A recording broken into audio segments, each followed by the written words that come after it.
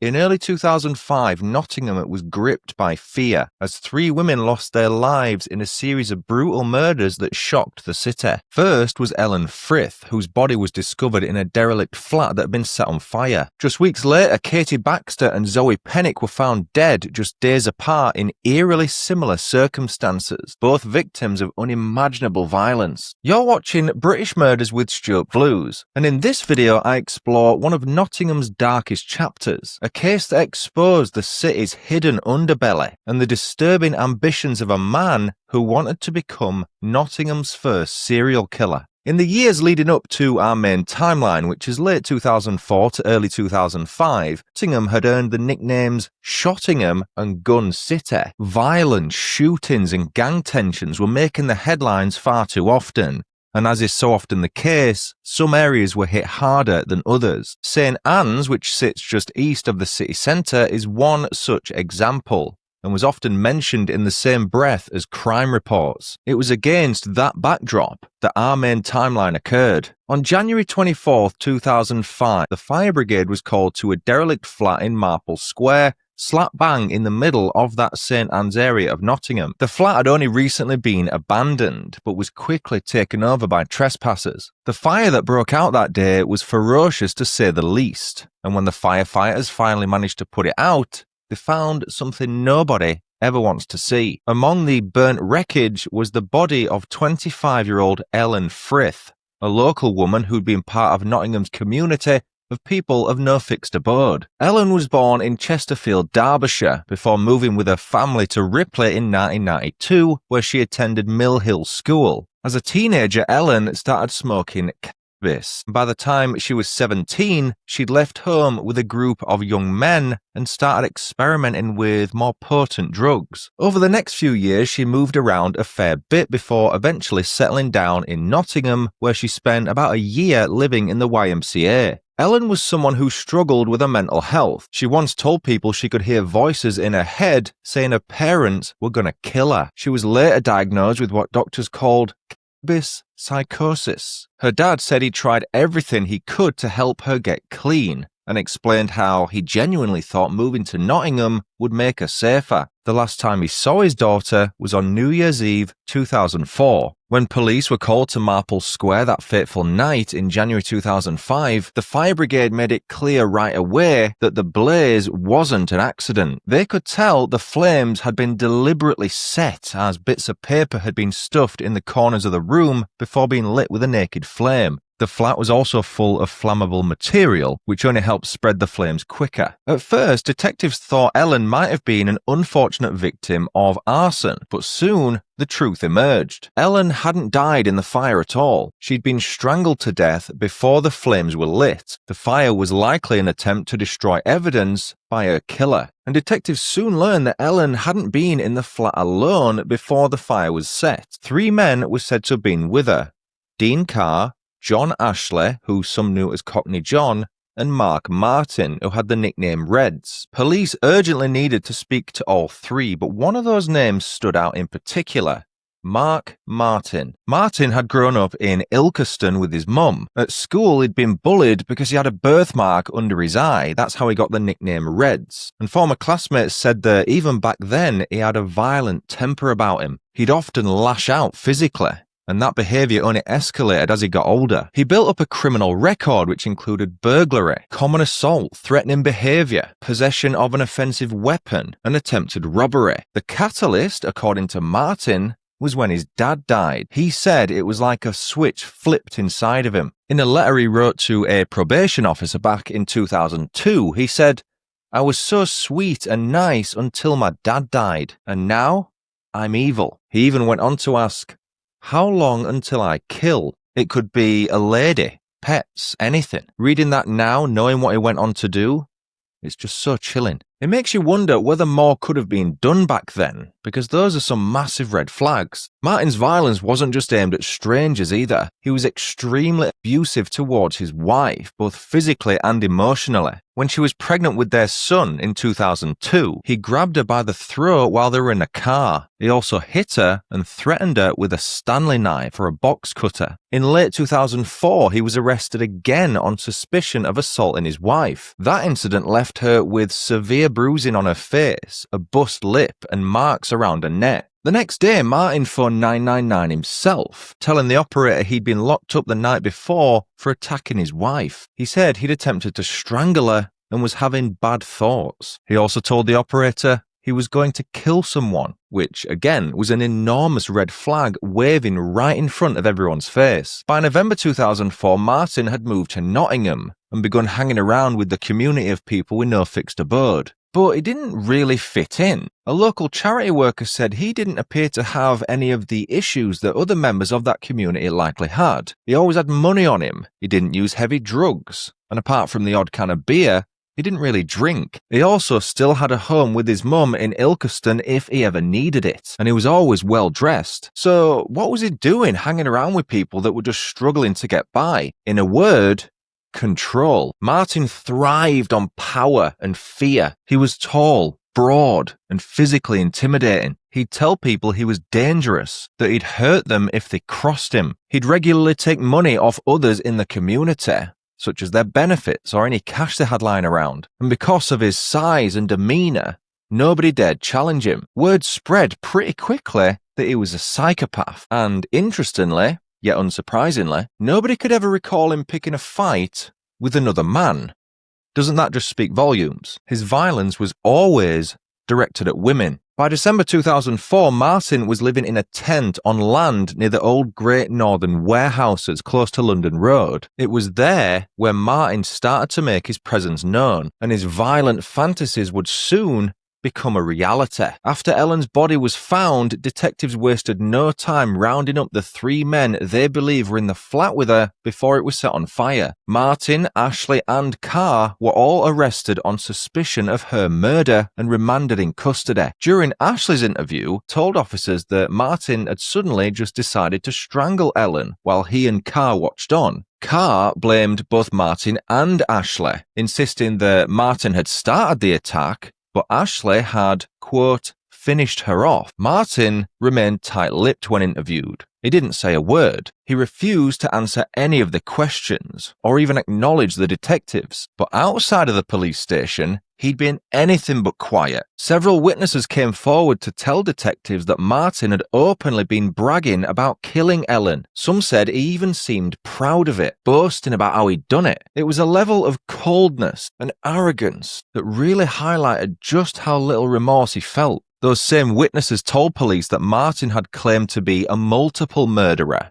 and that Ellen wasn't his only victim. He'd mentioned two other girls by name, Zoe Pennick and Katie Baxter. Katie was just 18 years old at the time and grew up in Cotgrave, 5 miles southeast of Nottingham. Her family then moved to Nigeria in West Africa before settling back in Cotgrave once more. Katie quickly threw herself into community life and was even a treasurer of a youth group called Kids Improving Cotgrave. She was a kind, bright and friendly woman, but she was also young and impressionable. One of her friends described her as being very nice, but easily led. Despite coming from a loving, stable family, she often gravitated towards people who spent time living on the streets. Her dad said she wasn't actually someone with no fixed abode, but she did spend a lot of time in those circles. It was during that time that she met John Ashley, the same Cockney John I mentioned earlier, who was arrested on suspicion of murdering Ellen. On December 27, 2004, Katie ended up at Nottingham's Queen's Medical Centre Hospital with cuts in her mouth and nose that needed stitches. Her dad said the injuries were due to Ashley physically assaulting her. She'd been staying with family that time, including a sister in West Bridgford. In fact, she was last seen at that same sister's house on December 29, 2004, just 2 days after Ashley assaulted her. After that, nothing. She didn't call, didn't come home, didn't turn up to any of her Nottingham Panthers ice hockey games that she so loved to go and watch. That's when her family started to worry. When news broke about a woman's body being found in the St Anne's derelict flat in January 2005, they feared the worst. They contacted police to see if the body found was Katie, but as we know, it turned out to be Ellen. The second name Martin mentioned was Zoe Pennick, a 26-year-old woman originally from Derby. She was described by her family as being a bright, bubbly and generous girl who never failed to make them laugh. Zoe's early life had been difficult. After her parents' marriage broke down in the 1980s, she started skipping school and getting into a spot of bother. She spent some time in hostels as a teenager, picked up a few shoplifting charges, and later became a mum. Her first son was born in 1996, her second in 2002, and for a while it seemed like having children might settle her down a bit. But Zoe struggled with addiction. She developed a heroin dependency,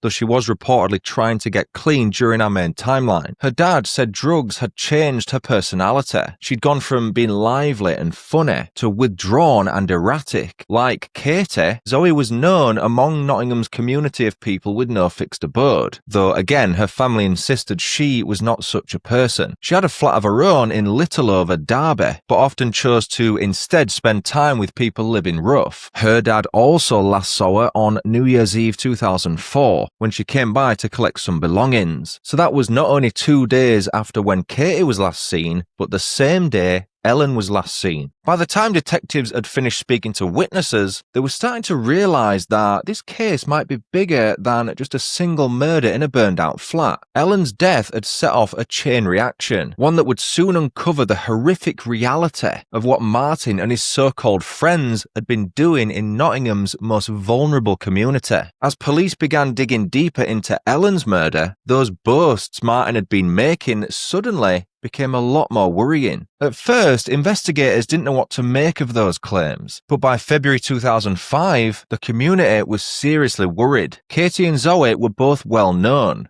the kind of people everyone in that circle would recognise. So when they suddenly stopped showing up, people noticed. They were spoken about a lot, and not seeing them for days on end was unusual. These were two friendly, well-liked women who, had their struggles, but they were part of that tight network of people. When they both seemed to vanish within days of each other, alarm bells started ringing. Police began scouring the city, trying to piece together any link between the missing 2 women and Ellen, as well as the 3 men now in custody for her murder. Their search eventually led them to a bleak, disused warehouse near where Martin had been staying. Inside, forensic teams got to work. It was a kind of building that looked like it had been forgotten by the world, but it wasn't empty. On the morning of Friday, February 11th, 2005, a police dog picked up a scent near an old wall heater. Officers moved some debris and rubble and discovered human remains. A couple of days later, those remains were formally identified as belonging to 18-year-old Katie Baxter, the same young woman Martin had allegedly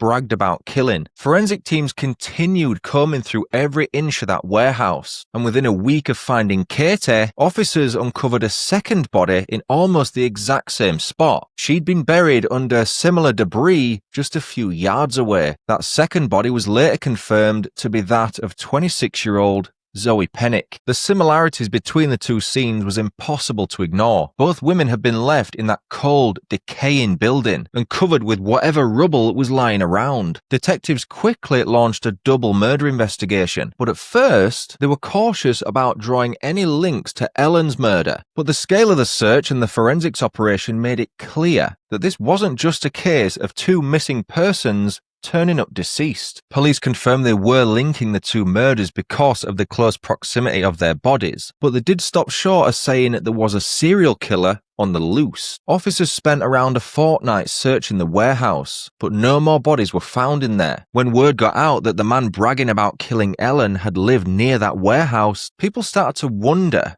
whether his so-called fantasy-style boasts were actually a reality. By March 2005, police had enough evidence to make their move. Martin was already sitting in a prison cell on remand for Ellen's murder when he was officially charged with the murders of Katie and Zoe. Of the other two men involved, Carr wasn't charged with the latter two murders, but Ashley, the same person who'd previously assaulted Katie, was charged with her murder as well as Ellen's. While Martin had refused to speak a word to detectives, he couldn't keep his mouth shut in prison. He allegedly confessed what he'd done to a fellow inmate, and it's from that prisoner's testimony that we get the clearest idea of what actually happened. According to him, Martin picked up Katie in Nottingham city centre and took her to the abandoned warehouse where her body would later be found. He told that inmate that Katie fancied him and that they'd gone into his makeshift home, a tent in the middle of the warehouse, to chat. Then, out of nowhere, he said he just snapped and strangled her. A few days later, he lured Zoe to the same warehouse. He told her he had 2,000 cigarettes to sell and he wanted her to help him shift them. But once she was inside, he grabbed her by the throat and strangled her. The inmate also claimed Martin had gone into detail about Ellen's murder, saying she'd gone with him, Ashley and Carr to the derelict flat to smoke drugs. It was there that Martin first strangled Ellen before Ashley killed her. Chillingly, Martin also told the inmate, "If I've killed one, I might as well kill 21. Fast forward to January 2006 and the trial began at Nottingham Crown Court. The prosecution painted Martin as a deranged man who'd openly bragged about being Nottingham's first and only serial killer. Over 20 witnesses gave their testimony, with each of their stories being consistent enough to paint a damning picture of what had happened between December 2004 and February 2005. After more than 21 hours of deliberation, on February 24th, 2006,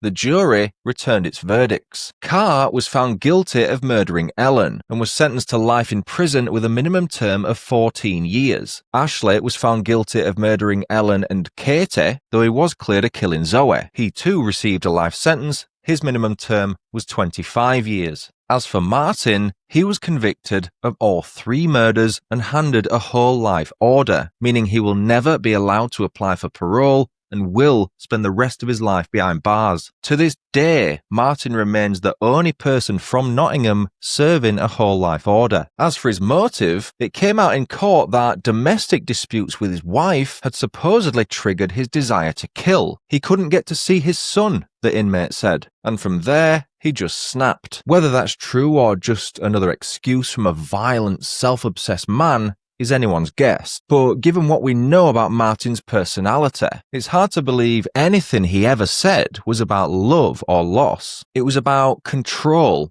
cruelty, and ego. And as if the Pennick family hadn't suffered enough, another tragedy struck more than a decade later. On March 2nd, 2017, 12 years after Zoe's death, her brother Liam was killed at his home in Allenton, Derby. His housemate James Eames, who'd only moved in a couple of days earlier, had stabbed Liam several times during what police described as a violent and unprovoked attack. When he appeared at Nottingham Crown Court, Eames admitted manslaughter on the grounds of diminished responsibility, which the court accepted. He was handed a life term with a minimum term of 6 years and detained under Section 45A of the Mental Health Act. Police later said Eames suffered from a personality disorder and schizoaffective disorder. It was yet another cruel blow for a family that had already lost so much. And really, that's the part of this story that hits the hardest, the ripple effect of it all. These weren't nameless victims living on the margins of society. They were daughters, sisters, friends. They laughed, cried, struggled. They had their own lives, dreams and families who loved them dearly.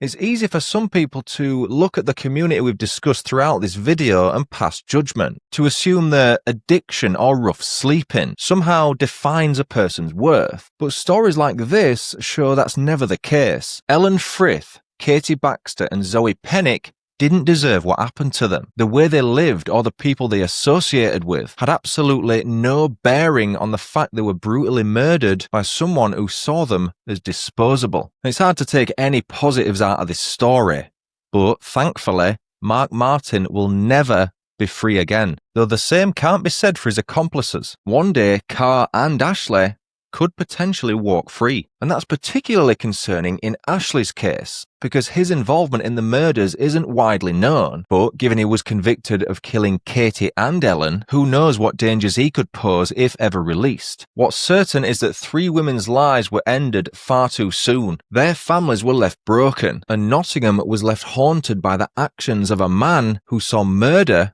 as something to boast about. Thanks for watching this video of British Murders with Stuart Blues. Please consider subscribing if you haven't already. It's a zero-cost way to support this channel and help it continue to grow. I've been Stuart Blues. Until next time, cheerio.